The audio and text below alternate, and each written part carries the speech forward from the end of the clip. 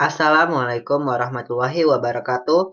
Perkenalkan nama saya Fandi Abiy Akmal, saya dari kelas 11 IPA 5. Di sini saya akan menjelaskan tentang sistem ekskresi pada manusia. Sistem ekskresi pada manusia. Tubuh manusia memerlukan zat, makanan, dan oksigen untuk menghasilkan energi yang diperlukan tubuh. Proses-proses pengeluaran zat sisa.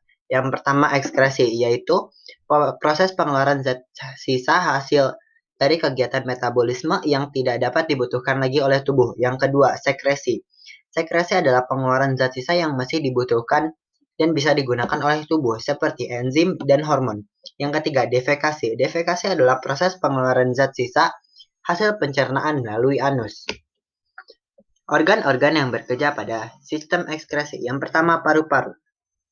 Ketika kita menghirup udara, paru-paru kita akan memasukkan oksigen, kemudian mengeluarkan karbon dioksida beserta uap air. Udara yang masuk melalui hidung akan masuk menuju trakea melalui tenggorokan, dan dari sana udara akan dipilah ke saluran udara atau bronkus dan memasuki paru-paru. Yang kedua, hati. Hati memisahkan nitrogen dari asam amino yang kemudian bergabung dengan zat lain. Nitrogen kemudian diubah menjadi NH3 atau amonia yang diubah lagi menjadi urea. Zat urea ini kemudian dimasukkan ke ginjal untuk dibuang bersama urin. Yang ketiga, ginjal. Fungsi ginjal adalah menghasilkan urin. Struktur ginjal. Yang pertama, korteks atau kulit ginjal. Berfungsi sebagai pelindung komponen dan struktur bagian dalam dari ginjal dan tempat beradanya glomerulus dan tubulus.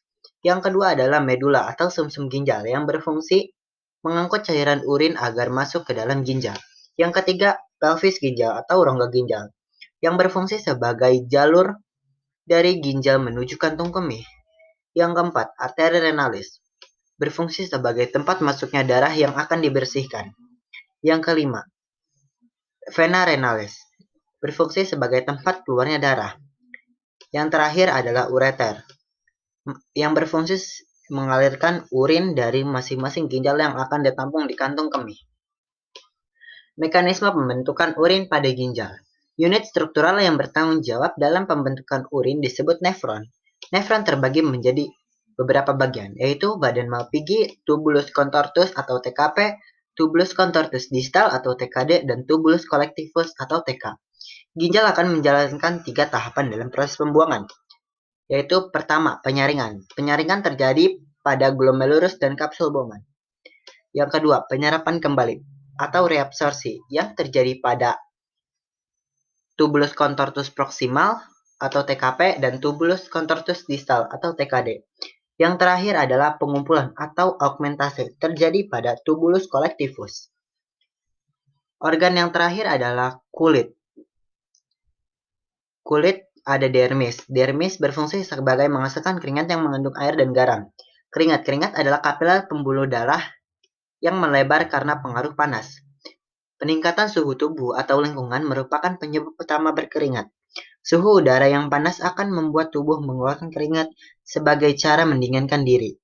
Saat kelenjar keringat diaktifkan, kelenjar akan keluar melalui pori-pori kulit. Saat keringat menguap, maka tubuh akan mendingin. Gangguan-gangguan yang terjadi pada sistem ekskresi. Yang pertama, batu ginjal. Yang kedua, diabetes insipidus. Yang ketiga, albuminuria. Yang keempat, gagal ginjal atau amoniria. Yang kelima, nefritis. Yang keenam, liver. Yang ketujuh, sirosis hati. Yang kedelapan, dermatitis.